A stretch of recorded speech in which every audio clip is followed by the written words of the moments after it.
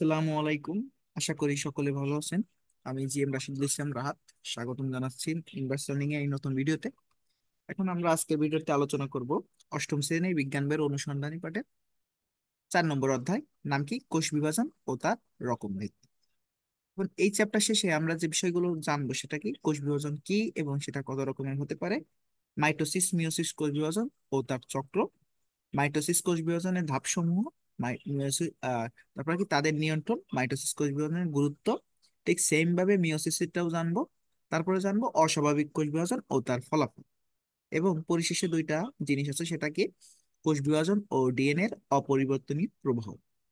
এবং সর্বশেষ টপিক বংশগতি নির্ধারণে ডিএনএ এর ভূমিকা। আমরা এই অধ্যায় শেষে এই টপিকগুলো জানবো।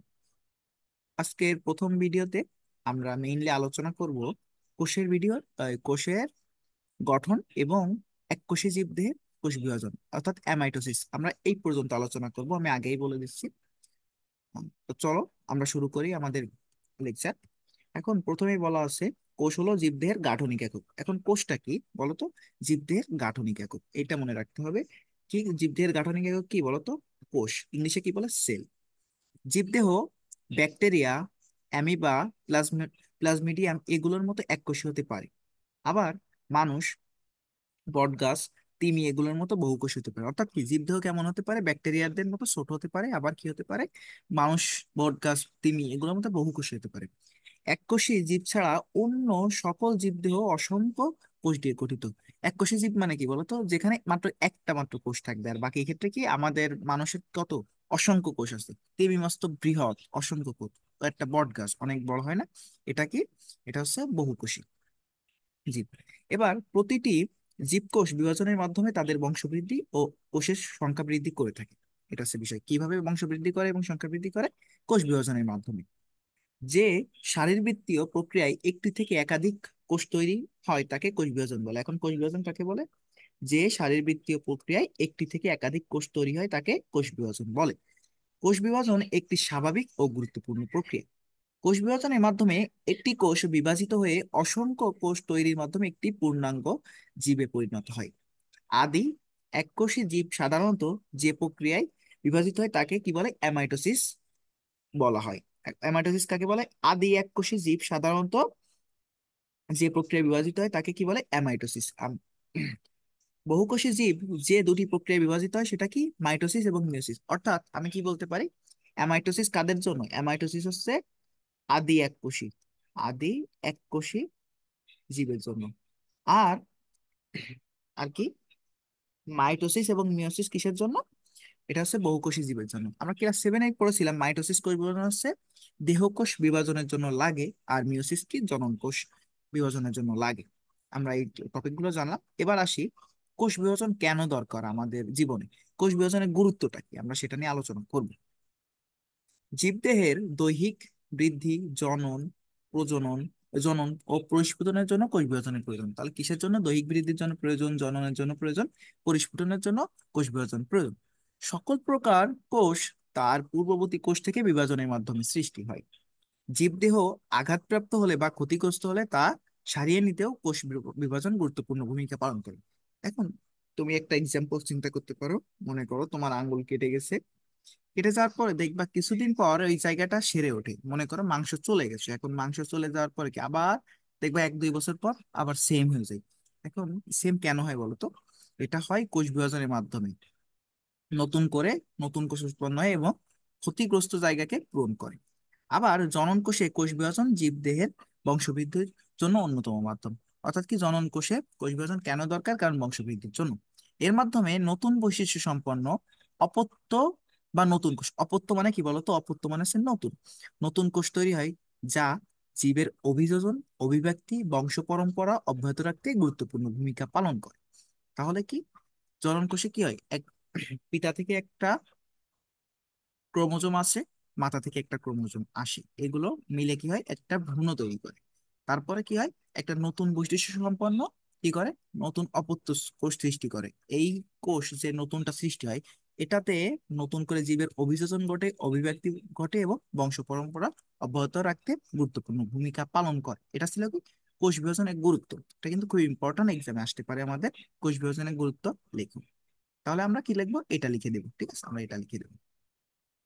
এবার আসি আমরা কোষের গঠন নিয়ে। তোমরা সপ্তম শ্রেণীতে উদ্ভিদ ও প্রাণী কোষের গঠন সম্পর্কে পড়েছো। তোমরা যখন তখন দেখেছো যে কোষ ঝিল্লি দিয়ে আবৃত, কি, কোষ ঝিল্লি দিয়ে আবৃত কোষের মূল দুটি উপাদান। কোষের কয়টা উপাদান থাকে মেইন বলো তো? দুইটা। সেটা কি, সাইটোপ্লাজম এবং নিউক্লিয়াস। নিউক্লিয়াস বাদে বাকি যে অংশটা থাকে সেটা কি বলে, সাইটোপ্লাজম। এখন নিউক্লিয়াস কোথায় থাকে? কোষের কেন্দ্রে ঘন অস্বচ্ছ অঙ্গাণুটি কি, নিউক্লিয়াস। নিউক্লিয়াসের বাইরে অবস্থিত এবং কোষঝিল্লি দিয়ে আবৃত বাকি অংশটাকে কি বলে, সাইটোপ্লাজম। নিউক্লিয়াসটি নিউক্লিয়ার ঝিল্লি দিয়ে আবৃত থাকে। নিউক্লিয়াসটি কেমনে থাকে? নিউক্লিয়াস ঝিল্লি দিয়ে আবৃত থাকে। এখন কোষ কিভাবে থাকে? কোষটাকে কোষ ঝিল্লি দ্বারা আবৃত থাকে, আর নিউক্লিয়াস কি থাকে, নিউক্লিয়ার ঝিল্লি দ্বারা আবৃত থাকে। তার ভেতর রয়েছে জীবের বংশগতি পদার্থ, ডিএনএ দিয়ে ডিএনএ দিয়ে তৈরি ক্রোমোজোম। আচ্ছা, কোথায় আছে নিউক্লিয়াসের ভিতর? কি আছে? জীবের বংশগতি পদার্থ। কি, কোনটা বলো তো? ডিএনএ। জীবের বংশগতি পদার্থ ডিএনএ, এটা কোথায় আছে? নিউক্লিয়াসের ভিতর। ক্রোমোজোম। ক্রোমোজোম সাধারণ অবস্থায় দীর্ঘ ক্রোমোজোম হিস্টোন প্রোটিন কণার আছে। আমি একটু দাগাই দিই আলাদা কালি দিয়ে। দেখো, সাধারণ অবস্থায় দীর্ঘ ক্রোমোজোম হিস্টোন প্রোটিন নামে, কি কি প্রোটিন, হিস্টোন প্রোটিন নামে, হিস্টোন নামে প্রোটিন কণার উপর পেঁচিয়ে ক্রোমাটিন হিসেবে উন্মুক্ত জালিকার মতো থাকে বলে এটি আলাদাভাবে বোঝা যায় না। এটা কি, জালিকার মতো থাকে বলে বোঝা যায় না। এখন তোমাদের এক্সামে আসতে পারে প্রশ্নে, ক্রোমোজোমে কোন প্রোটিন থাকে বলো তো? হিস্টোন নামক প্রোটিন। বোঝা গেছে? শুধু কোষ বিভাজনের সময় এটি কুণ্ডলী পাকিয়ে সংকুচিত হয় বলে তখন দৃশ্যমান হয়। কখন এটা কুণ্ডলিত হয় বলতো? কোষ বিভাজনের সময়। তখন কি হয়, দৃশ্যমান হয়। আমরা আস্তে আস্তে এগুলো জানবো কখন কেমনে আর কি সংকুচিত হয়, কেমন দেখতে মনে হয়। ঠিক আছে, এখন আমরা আসি। এখানে কিছু চিত্র আছে, দেখো তো, এটা কি একটা কোষের চিত্র। কোষের ভিতরে কি থাকে? নিউক্লিয়াস। বাইরের অংশ কি থাকে? সাইটোপ্লাজম। নিউক্লিয়াস বাদে যে অংশগুলো সেগুলো সাইটোপ্লাজম। বুঝা গেছে? এবার ক্রোমোজোম আসি। ক্রোমোজোমে দেখো তো এরকম দেখতে। এই এক একটা প্রান্তকে কি বলে? ক্রোমাটিড। কি বলে? ক্রোমাটিড। আর মাঝখানে যে অংশে ছেদ করতেছে এটাকে কি বলে? সেন্ট্রোমিয়ার। এখন এই যে ক্রোমাটিড কি দিয়ে গঠিত? এই ক্রোমাটিন, অনেকগুলো ক্রোমাটিন কুণ্ডলিত হয়ে কি কি করে, ক্রোমাটিড গঠন করে। বুঝা গেছে? দেখো, এটা হচ্ছে কি, ক্রোমাটিন। ক্রোমাটিডের ভিতরে ক্রোমাটিন থাকে। এবার হিস্টোন। হিস্টোন কি, এই যে ক্রোমাটিনের ভিতর একটা প্রোটিন, বোঝা গেছে, একটা প্রোটিন থাকে, সেটাকে হিস্টোন বলে। এখন এই চিত্রের মাধ্যমে তো বোঝা যাচ্ছে না, তোমরা চাইলে ইউটিউব অথবা গুগলে তোমরা লিখতে পারো ক্রোমোজোমের গঠন, সেক্ষেত্রে দেখবা এনিমেটেড ভিডিও পাবা। সেখানে অনেক ভালো করে দেওয়া আছে যে কোনটাকে কি বলে, অ্যানিমেশনের মাধ্যমে কেমনে নড়াচড়া করে, কেমনে কুণ্ডলী পাকায়, সবকিছু আছে। তারপর কি, ডিএনএ। আচ্ছা, ডিএনএ চেনার একটা ধাপ, এটা হচ্ছে কি সিঁড়ির মতো। দেখো এখানে সিঁড়ির মতো মনে হচ্ছে না? এরকম পেঁচানো থাকবে, পেঁচানো থাকবে, আর সিঁড়ির মতো, মইয়ের মতো থাকবে। ঠিক আছে, এই যে, আর এই যে মইয়ের মতো মাঝখানে যে আর কি দাগগুলো, এই যে, এগুলোকে কি বলে বলো তো? নিউক্লিওটাইড। নিউক্লিওটাইড আমরা আস্তে আস্তে জানবো এগুলো সবকিছু। এটা কি একটা ক্রোমোজোমের গঠন নিয়ে আলোচনা করা ছিল। অর্থাৎ তাহলে কি, ক্রোমোজোমে কি কি থাকতে পারে? ডিএনএ থাকতে পারে, হিস্টোন থাকতে পারে, ক্রোমাটিন থাকতে পারে, নিউক্লিওটাইড থাকতে পারে। এবার আসি আমরা আমাদের আজকের লেকচারে লাস্ট টপিক, সেটা কি, এককোষী জীবদেহের কোষ বিভাজন। সেটা কি, অ্যামাইটোসিস। বলো তো কি, অ্যামাইটোসিস। এখন এক্সামে আসতে পারে এককোষী জীবদেহে কোন ধরনের কোষ বিভাজন দেখা যায়, সেটা কি, অ্যামাইটোসিস। এবার আমরা অ্যামাইটোসিস কোষ বিভাজনটা দেখি। সেটা কি, একটা কোষ আছে, এখানে কোষের ভিতরে কি থাকে? নিউক্লিয়াস। বাইরে কি থাকে? সাইটোপ্লাজম। আর ভিতরে এই যে কি হয়, নিউক্লিয়াসটাই যে ক্রোমোজোম থাকে সেটাকে ডিএনএ প্রতিলিপন ঘটে, প্রতিলিপন ঘটে। তারপরে কি হয়, সাইটোপ্লাজমের বিভাজন ঘটে, মানে কোষটাই যে দুই ভাগে ভাগ হয়ে যাবে তার প্রস্তুতি নিচ্ছে, এটাকে সাইটোপ্লাজম বিভাজন। তারপরে কি হয়, মাঝখান থেকে ভাগ হয়ে যায় এবং দুটি অপত্য কোষ সৃষ্টি করে, এটা কি, অ্যামাইটোসিস কোষ বিভাজন।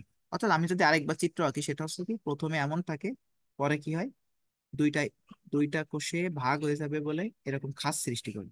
এই একটা, এই একটা, এই ডিএনএ প্রতিলেপনের মাধ্যমে দুইটা নিউক্লিয়াস সৃষ্টি করে। তারপরে কি হয়, এখানে একটা কোষ সৃষ্টি হয়, এখানে একটা কোষ সৃষ্টি হয়। এটা হচ্ছে অ্যামাইটোসিস প্রক্রিয়া।